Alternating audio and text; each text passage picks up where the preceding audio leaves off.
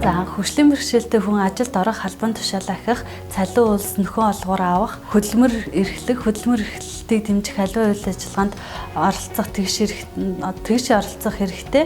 Хөгжлийн бэрхшээлтэй хүнийг ажилуулж байгаа иргэн хуулийн этгээд нь хөгжлийн бэрхшээлтэй хүнийг бэрхшээлтэн тохирсон ажлын байрыг бий болгох үүрэг хүлээдэг.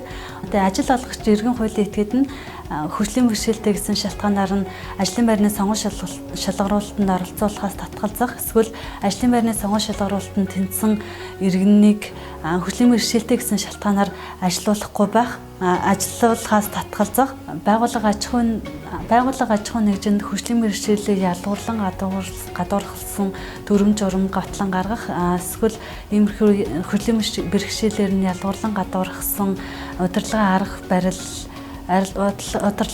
барил хэрэглэх.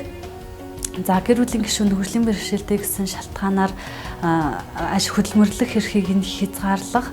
За хөгжлийн бэрхшээлтэй хүний мэдлэг ур чадварт нь тохирсон ажлын байр бий болгохоос татгалзахыг хориглодог. За мөн түнчлэн хөгжлийн бэрхшээлтэй хүнийг ажил эрхэлж байгаа, хөдөлмөр эрхэлж цалин ус авж байгаа гэсэн шалтгаанаар альва нийгмийн татгалын болон нийгмийн халамжийн тэтгэвэр тэтгэмжийг хасах зогсоохыг хориглодог байгаа.